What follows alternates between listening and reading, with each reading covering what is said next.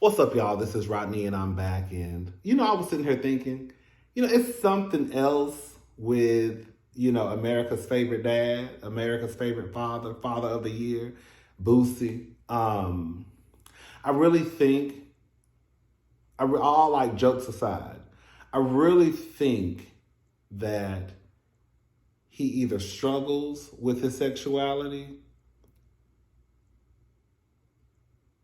something unfortunately could have happened to him when he was younger. Something happened in prison. It almost seems like to me like maybe he got caught messing with a dude. Like either like somebody, like he was getting his thing sucked in prison. Right? I don't know. It's weird. It is weird. He has this obsession with Lil Nas X. He has this obsession with, being gay. It's just weird. And it's like, girl, did you get caught getting your thing sucked? And now you want to make sure that before or if or when it hits the internet that you have let the people know that you don't get down with that punk shit. I don't get down with that. Girl, like he is a living, breathing definition of down low. Like, girl, he is. Girl, living, breathing, walking, just, I think I'm more mad at whoever put their thing, who put their mouth on Boosie thing, if that's the truth. That's why I'm more disgusted.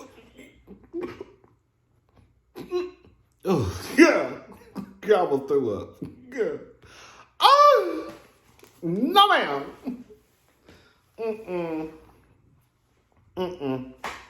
It's something going on with Boosie. I'm sorry. It is. Like, it's something going on with that man.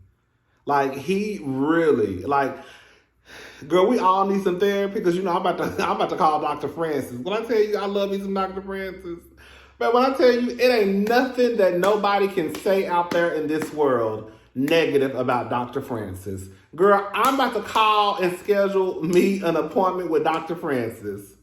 I need some one-on-one. I need you to, we need to talk. I need you to help me because clearly you know what you're doing, sir. Okay? Anyways, girl, we ain't worried about no Boosie. All right, so this was probably the first episode where everybody got on my nerves, including Kimmy. Kimmy. Girl, even I was sitting here, girl, even I tried my hardest to make what Kimmy was saying make sense. And I'm sorry, it just didn't make sense to me. What it looked like Kimmy was doing was she was pissed off about something else, but she didn't want to say what she was really mad. It almost felt like to me, Kimmy just found out that Tisha said in episode 2, was it episode 2? When Tisha said that Kimmy was a side chick, it felt like to me, Kimmy just found out that Tisha said that she was a side chick to Maurice, and she didn't want to bring it up, and she used something else to be mad at Tisha about. Because that mess with Kimmy was some BS. I'm gonna go, like, that was the first time I was with Tisha like, girl, what is you talking about? What let's go ahead and talk about it. Listen, let's go ahead and talk about it. So Kimmy and Tisha. So Tisha sends out some, I guess she sent out a text message, a group text for, like, I guess to get to see if they wanted to donate money to, I think they're doing like this race, Destiny's Race or Destiny's Run. And Kimmy, I guess, was offended. I felt like it was unnecessary for for Tisha to include her in a text message with the other ladies. Now, this is the thing, right?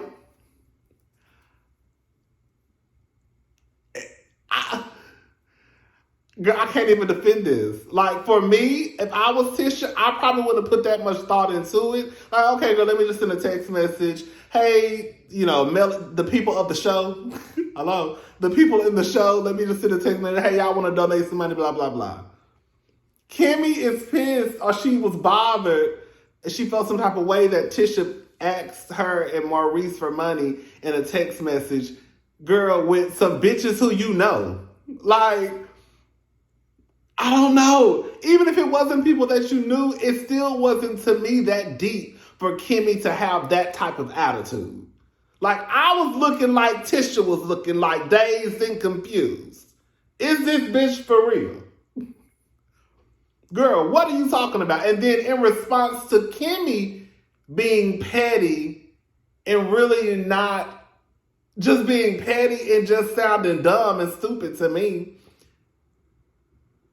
Tisha responds by being petty and childish, like Kimmy's being petty and childish, and says something about, you don't even invite me to what you got going on. And then of course now we go down this road of, well, what am I having? Now I will say, Tisha, girl, if you're gonna bring something up, then put it out on the table, right? Just say, well, girl, they told me you was having this, and this, and girl, I ain't received no invite from you. It just became real petty and childish with Kimmy and Tisha. But Kimmy, now I'm about to sound childish, you started it. Like, it was weird. I was so disappointed in Kimmy because for the most part, I guess we all have I'm not gonna say I'm disappointed in Kimmy because we all have a childish, petty. Everybody can be childish and petty, including me, you, your mom, and your cousin too. So we can all be childish and petty, but it just was like, girl, it just didn't make any sense why Kimmy was so, I guess, bothered by that group text. I'm not gonna say she was upset, but she was so bothered by the group text. I don't know. I was like, Kimmy, girl, you sound real crazy, girl. Girl, you mad about something else, and you're not saying what it is. Because it cannot be the fact that Tisha included you in a group text with the other bitches of the show. It just cannot be that. It cannot. I cannot believe it. I can't believe it. I can't believe it, girl. That's a Little Mermaid for the girls who don't know, girl. I can't believe it. Anyways, girl, who else? Like I said, Dr. Francis. It ain't a bitch alive that can tell me nothing bad about Dr. Francis. When I tell you I am absolutely in love, not in love like that, but when I tell you I'm just in love with Dr. Francis. Like, I just love this black man. Like, I really, really do. Like, I feel like we all, well, fuck y'all. God, worry about myself. Girl, I need to sign up for a few sessions with Dr. Francis, okay? He really had Tisha's wheels working. Let me just tell you something about Tisha and Marceau. Marceau ain't shit. He ain't ever gonna be shit. But this is what it comes down to. And the married people, y'all might get mad what I'm about to say. If you just want to be married, let me just keep this about Tisha and Marceau. Tisha, if you want to remain married, then you might need to get off Love and Marriage Huntsville. Because I know, and everybody else that watches Love and Marriage, half of us know that Marceau ain't shit. And Marceau plays these mind tricks on you. And he knows exactly what he needs to say and do to kind of get you back underneath his spell. Marceau and Tisha have been having issues and problems prior to this show. The only difference now, I guess the big difference is now, not only do they still have those same problems and issues, but now they're on a show and everybody has an opinion about it. Not just the people that live in Huntsville and the surrounding area, right? But also everybody who watches Love and Marriage Huntsville now can see what's going on in the Scott household. So if Tisha just wants to remain married just for the sake of being married, then you're gonna get off the show. Your problem's still gonna be there, but at least you won't be on TV no more, right? But if you continue to stay on Love and Marriage Huntsville, I don't see Tisha and Marceau being married for too much longer. Because at the end of the day, I think that Tisha will eventually get some sense and a light bulb will go off and click. in her head, is she gonna say, this shit ain't right. This shit ain't right. This nigga, he playing games with me.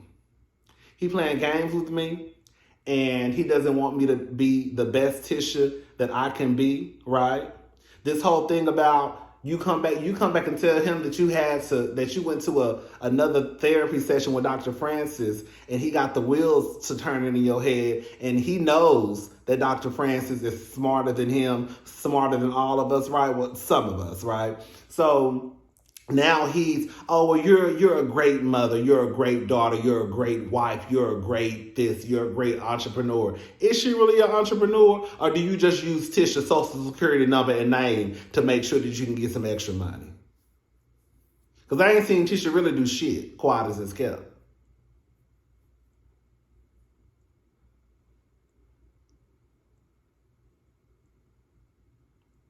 Before Tisha, this is the problem within their marriage. Marceau does not listen to Tisha at all. Bitch, Tisha just said the last episode that she never wanted to get married or have kids. She was a wife before she was a mother. She basically got knocked up and then they got married. Even Martell told Marceau to his face in Las Vegas, you wouldn't allow her. No, it's not that I don't allow. No, it's you don't allow. You don't listen to her. Because if you really listened, you would know that Tisha has dreams. Now, if you want to be a stay-at-home mom and sit in the house for the rest of your life and raise kids and all that stuff, then so be it, girl. But I don't think Tisha is that girl. I think that Marceau has convinced Tisha this is what you're going to do. This is the plan, right? The plan is for you to stay your ass at home so I can accomplish my dreams and goals. I need you at home raising these kids. But I'm going to go out and I'm going to make a name for myself. And I don't think Tisha wants to be just at home with kids. I think Tisha wants to go out and be something besides a mother and a wife, right? When I tell you Marceau, girl, Martell and Melody, a mess, a hot ass mess. So they go to the park with the kids. The kids, I feel bad for the kids. The kids, they basically want their parents to be back together. They ask these questions. You know, the little boy is really, well, it's really all the kids, you know, the two oldest ones, but they want Martell and Melody to be back together. They don't really want a stepmother or a stepfather. The little girl asks, do you have a secret crush? When I tell y'all bitches, can I tell y'all I was in this living room hollering? Baby, Miss Thing asks them, do y'all have a secret crush? Marceau said, yeah, y'all my secret crush. Martell said, yeah, y'all my secret crush. And then she said, what did she say? We already know. We saw you in a hotel riding an elevator. When I tell you, Melody, you ain't shit. Melody, you ain't shit. You done brought that baby while you was going to search high and low for Martell, bumped into him into a hotel. He was there with a side bitch, right? You done told the little girl, oh, your daddy here with his girlfriend, right? Y'all really are putting those kids in, like, Melody ain't innocent. Melody ain't innocent. You done dragged those kids in the middle of you and Martell's mess, right? Martell sitting there like, Melody like, okay, y'all can go ahead and play. Y'all go ahead and play. Go play. She tried to hurry up and try to flip it around on Martell. They're just a mess. Then they start talking about Melody. Then Melody brings up her going to talk to Chris. Like, this is a problem that like, why are y'all, if y'all are here with these kids and y'all know what could probably start an argument, the last thing that Melody should have been bringing up was the fact that she went to have a visit with Chris and about the 47 acres. You know that could start an argument. They didn't get too bad. You know, the voices were going up and down, but for the most part, it didn't get too bad. Thank God. You know, since the kids, excuse me, y'all, since the kids were there. Later on, they go to a baseball. I know I'm all over with this. I'm all over the place with this review, but they go to Tiffany and Lewis have an anniversary at the anniversary party at a baseball field. Melody and Martell, like, I just don't understand. Like, I understand that this is a TV show and we gotta have the drama, but it's okay for y'all to get together sometimes and just have a good time. Every time we get together does not have to be the Martell and Melody fucking show. It's okay to get together and y'all not argue for this scene. Now they're arguing over who filed for divorce first, who wanted to get a divorce, whose idea it was, who told who to do it so they would look good. Like, it just was a mess. It just was, and I'm sitting there looking at my TV screen like, this is some childish ass shit. Like, are y'all really, this is the fact. Y'all asses are divorced. Martell, you have a baby. It's the end of it. End of conversation. It ain't no need to go back to what happened our first anniversary, who wanted to file for divorce. It don't matter at this point. Bitch, y'all divorced. And maybe we could argue about this another day. Like, why is it when it's supposed to be about somebody else, they make it about them? They go to Las Vegas, Melody and Martell make it about them, and it's supposed to be about Tisha and Marceau. They go to Lewis and Tiffany. I think his name is Lewis or Louise. I think it's Lewis. Lewis, I think. I'm not sure. They go to Lewis and Tiffany's anniversary party, or, you know, I think that was like an anniversary party, right? Because I think their family and friends were there. And girl, they make it about them. Girl, they're a mess. Martell says y'all need to stay. Women, ladies, I know most of the people that watch my channel are women. Hey, Martell said y'all need to stay in y'all place.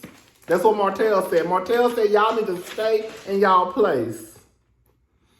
When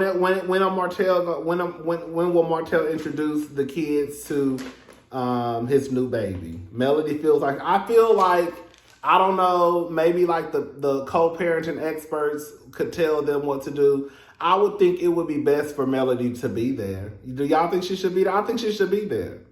If they're going to present themselves as one united front for the kids, then Melody needs to be there when he introduces girl. You think, what's her name? What's the bitch name? The dummy, the one who be online, Adriana. Girl, what if she was there? Ooh. Girl, now that's why I want the camera. Yeah, bitch, that's when I want the cameras rolling. Girl, are y'all gonna bring the kids in her and the baby? Oh, baby. I want to see this. Now I ain't worried about. Now, a while ago I was worried about the kids, but now I ain't worried about the kids. Well, can y'all make sure? Can y'all take the kids out the room? Okay. Now bring the side bitch in so they can all have a conversation. That was pretty much it, y'all. Tisha and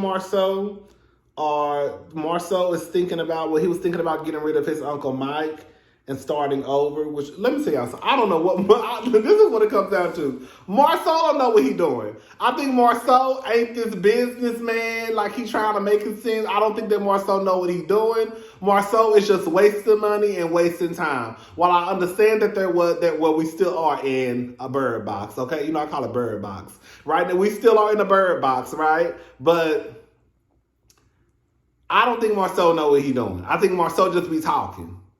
You have to start all over when you were just complaining about not having the money. And then you're going to get somebody $200,000 because your Uncle Mike didn't know what the fuck he was doing, which was strange to me from the get-go because didn't his Uncle Mike live in Huntsville? Living here in Houston? I don't know. I just feel like Marceau is like, talk a whole bunch of shit. And I think a lot of people see through Marceau's bullshit, and Tisha does too. But he still has Tisha underneath his spell. Tisha, girl, if you want to stay married, girl, get your ass off this show. Because if you stay on her, girl, you're going to be divorced. Hello? Anyways, bye, y'all.